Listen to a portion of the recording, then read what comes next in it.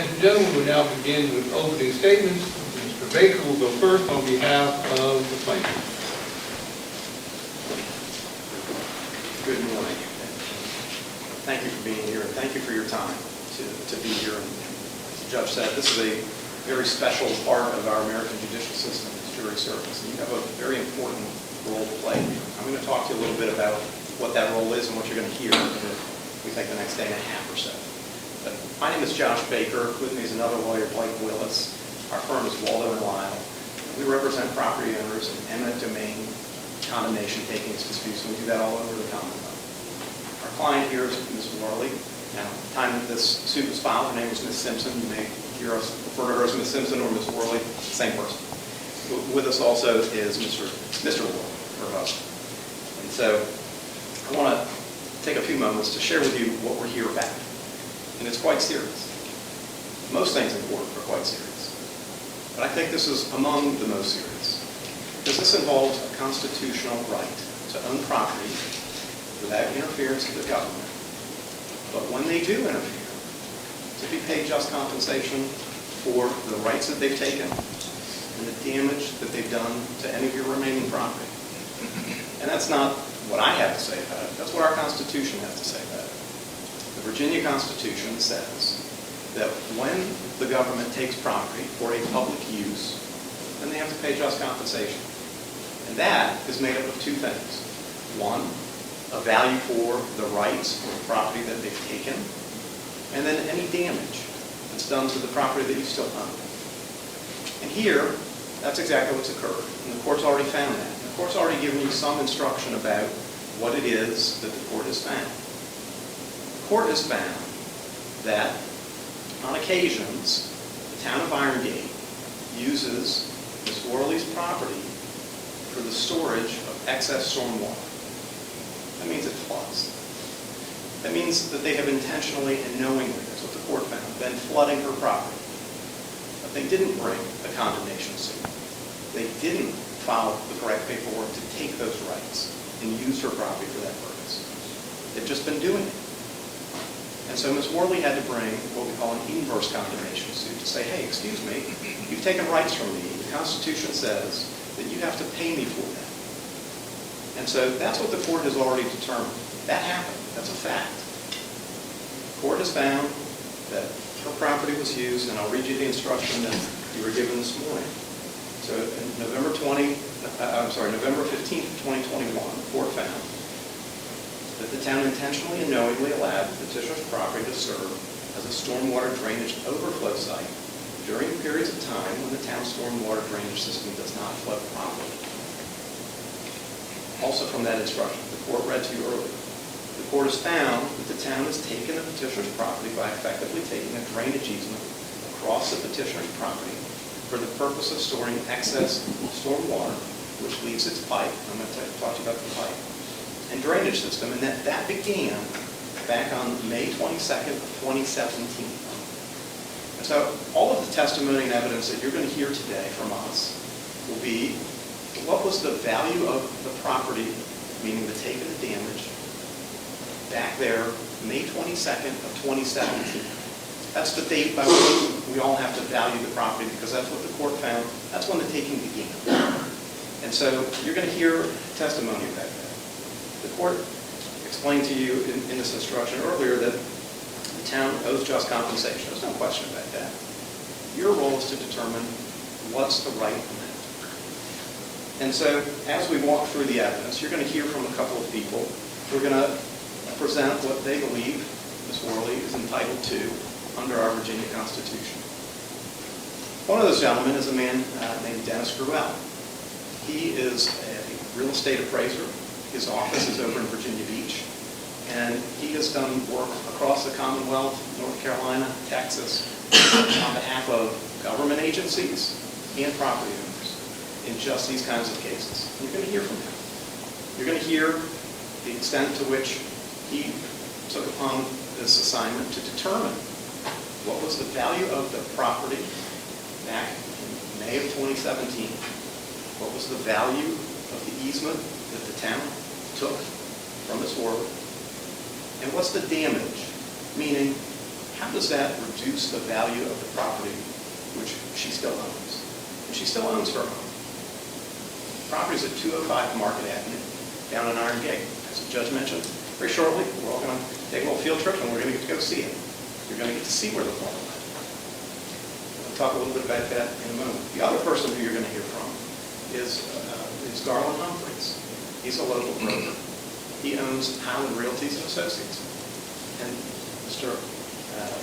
Gruelle and Mr. Humphreys, you're going to hear from both of them, are of the opinion that there's no question the market value of Ms. Worley's property has been diminished by the take of this drainage easement flooding on her property. No question about it, in their opinion. And that's the evidence that you're going to hear.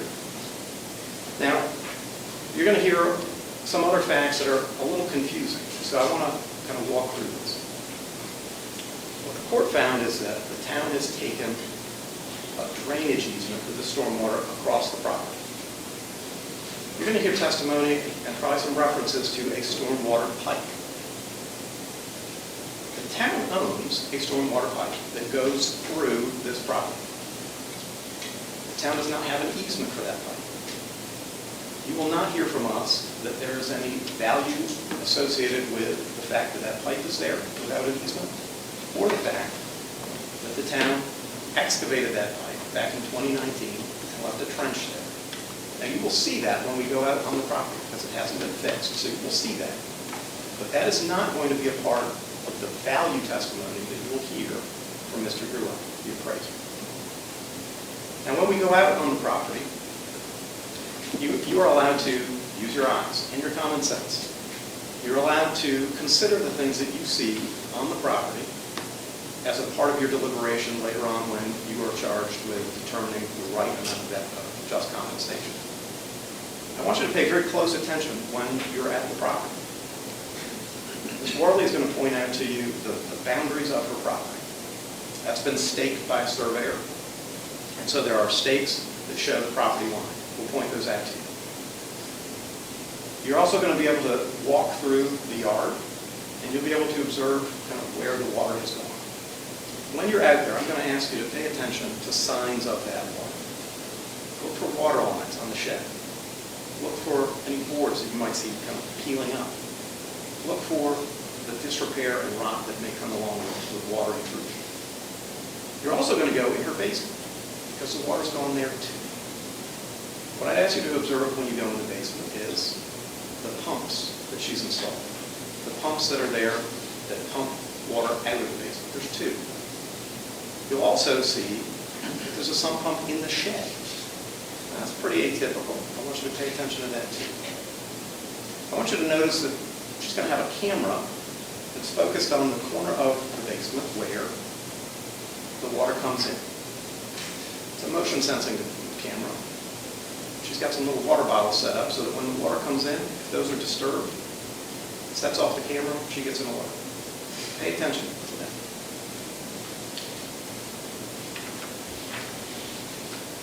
Now, I'll give you a little bit of a preview of what you're going to hear from us. The parties have gone through discovery. And discovery is intended to be a sharing of information so that there's no surprises when we all get here in front of you and we can put on this case smoothly. We have some idea maybe of what the town is going to share with you, but we're not exactly certain. I think what you're going to hear from the town is, well, we didn't really know about all this. Well, just remember, the court's already found that this take occurred. It started in 2017, and it's been ongoing up through the court's order. What you will not hear from the town is any value. They didn't come to court today to tell you what they think they owe. And you're going to have to weigh that as well. So the only valuation testimony that you're going to hear is going to come from Mr. Gruelle. Mr. Humphreys is going to tell you what I think is very common sense. Yeah, folks in the marketplace are going to pay less for a property with problems. Who don't understand that? That's the testimony and evidence that I believe you're going to hear. Now, we're going to go through that, and we'll try and go through it as quickly as we can, with as much efficiency as possible. but I am going to ask for your patience. Some of this is going to be a little technical. Mr. Durrell's talking about a cost approach and using a lot of appraisal jargon. I will try and ask him to explain it, break it down. So I'm going to apologize in advance for the technicality of some of this, but I am going to ask for your patience. When we're done with all of that, and after the town has been able to put on their evidence and any testimony they have to offer, then we get to the really important part. That's when it's your turn to have a say. The judge will read a series of instructions to you, similar to what he did this morning, and then you'll go back in the jury room. You'll have a bunch of boards and evidence. You'll have heard all the testimony. You'll bend to the property. You'll see it for yourself. And then it's your determination of what is the right amount of just compensation under our Virginia Constitution that'll make her whole. It'll pay her for what rights have been taken from her and what damage to the value of her remaining property has been done.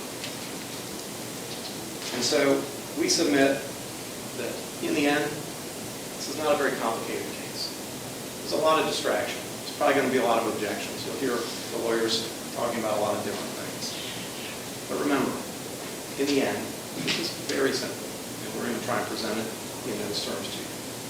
We appreciate your patience to ride along with us here for the next day and a half or so, but this is a very, very important case. As I mentioned, this is a constitutional right. It's guaranteed by our Virginia Constitution. And so we appreciate your time and attention. Jenkins, David on behalf of the town. Yes, sir. Good morning, everyone. I'm Jared Jenkins. I'm an attorney. I represent the town of Iron Gate, represented here by the current mayor, Gary Craig. Mr. Baker outlined the time. First, let me thank you all for your service, for being here. I think we all are aware of the imposition on jurors from your day-to-day, but it is important. And this type of jury, a compensation jury, is a little bit different than the typical jury. You have the benefit of using your common sense to ultimately describe, come up with a determination of how much, if any, Ms. Worley has been damaged by the town's actions. So all of the evidence that we're presenting is a guide. It can sort of inform your opinion, but none of it is binding. We're not asking you to determine whether or not the facts that we're presenting are 100% true, which side sort of is presenting hard numbers. That's not really the role for you guys to determine that these hard numbers are the true fact. Your role is to determine as a jury what you believe is just, what compensation is just for Ms. Worley. So Mr. Baker described some things that the board has found. He left out a few things that I think ultimately goes to the town's role in this, ultimately Ms. Worley, as part of this, she has a duty. It's called mitigating her damages. She has a duty essentially to warn the town that this is happening, or that if her property is being damaged, to take steps to minimize that damage. So as part of the court order, the court also found, yes, the property continued to flood in 2017 and 2018, but specifically, because the petitioner did not know of the pipe and the town's ownership, she did not notify the town of these flooding incidents. So from May 22nd, the date that the judge has determined is the date of take, from May 22nd to May 22nd, 2017, through December 22nd of 2018, the town didn't know her property was flooding because Ms. Worley didn't inform the town that it was flooding. There's no dispute that on December 22nd, there was a significant incident of flooding, and the town responded. This is all in evidence. I'm sure Ms. Worley will testify to this later. The town responded, said, this is clearly a problem. We'll fix it. We will come on to your property. We'll ended up ultimately a few months later hiring a contractor to replace this pipe, which I thought we had agreed that the town had an easement for the location of the pipe, and that's not included in the determination of take. What there's apparently been a dispute about that, whether or not the town had the right to come onto Ms. Worley's property to repair the problem. And we've said since December 22nd of 2018, yes, we want to repair the pipe. We ultimately hired a contractor, came up with a plan, working with Ms. Worley originally. She was concerned about her garden, she was concerned about possible damage to her porch, so we'll take care of all of that. We just want you to sign a writing saying that you agree that the town has the right to come onto your property and fix this pipe, so it's no longer a problem. That's ultimately what leads us here today, is Ms. Worley has never conceded, still does not concede apparently, that the town has the right to come onto her property and fix this pipe. Your Honor, I'm happy to check. This is beyond what the board's order is. This is irrelevant to the determination of just compensation that the board has already found to be taken. These are facts that were litigated in the liability stage, and this court's already moved on. I'm sorry to object here. Mr. Jenkins, let's just move on. So your role is to determine what is reasonable compensation for someone who didn't inform the town that her property was flooding. Then after the town has said, we'll fix the problem, has said, no, you don't have the right to fix it. That's really the only issue here, is yes, the property flooded in some respects. You'll hear from Ms. Worley, I guess, at the viewing, you'll see some pictures. Some water, the town disputes where the water came from, but some water has come into her basement. Some water has flooded her garage intermittently over a period of years. We're now up to a period of 3 years. I believe the testimony has been there's been 5 or 6 flooding events for a handful of days. So the property is flooded, her garden has flooded a handful of days over the past 3 years. As soon as the town found out that it was flooding, they offered to come in and repair it. They were refused. So ultimately the question is, what is fair to give, that the town will have to pay, ultimately, to Ms. Worley to compensate her for this intermittent flooding, part of her yard, part of her garage, a little bit of her basement, over a couple days, over the span of 3 years. That's all we're asking you to do. When Mr. Baker said, well, we don't have experts and we don't have, that's not our burden. That's not our role, is to prove how much she was damaged. That's her burden, is to prove that what the damages were. So we're saying, we're responding to all of that, saying none of this is really relevant to the ultimate question of how much was she actually damaged, what property was actually taken, and how much was that property ultimately worth. And after we hear everything, I think you'll find that it is significantly less than the petitioner is claiming, and that a reasonable amount for what Ms. Worley has sustained is significantly lower than what they are presenting. And the town has said all along, we have no problem paying reasonable damages. But up until a few weeks ago, the town had not received any information from Ms. Worley in terms of what her actual damages were to be able to pay. So, we're asking you, use your reason, take a view of the entirety, both of the physical evidence as well as the circumstances that arose. There's a reason the town didn't affirmatively file a condemnation action. They didn't know the property was flooding. So to the extent, Mr. Baker, well, this was all on Ms. Worley, the town can only work with citizens that are informing the town of problems. So now we're going to go down, take a look, use your common sense. If you see water lines, if you see water damage, look around, see where that water could have come from, recognize that there is rain, take all of that into account. And that brings me back to my first point of, you guys are in the position of being able to use, fortunately, your common sense and your reason to come up with adequate compensation for Ms. Worley. And that's what the town is asking you to do, is use your common sense and reason to come up with a fair price for Ms. Worley for what she has actually incurred. Thank you. All right, ladies and gentlemen, at this time, we are going to proceed down to I engage and take review. I will give you all, if anyone needs to go to the jury room and, get your coat or wants to use the facilities, obviously we will not have facilities available down there, so if you need to do that, once you're all ready, you'll just follow the officers, they will take you to sheriff's department vehicles that will take you down there, the parties, and then I will meet you down there. And you've been told there will be some stakes on the ground. Those are the actual property boundaries. So that will show you the boundaries of the property. You will walk around the yard, view the location of the property. You will go in the basement, which has an outside entrance. You will not actually be going physically into the living portion of the residence. That's not part of this. You will not be seeing that. So I'll let you all go to the jury room if you need to, and then just follow up friendly, and we will see you in Iron Gate. Thankfully, we have a beautiful spring day for this.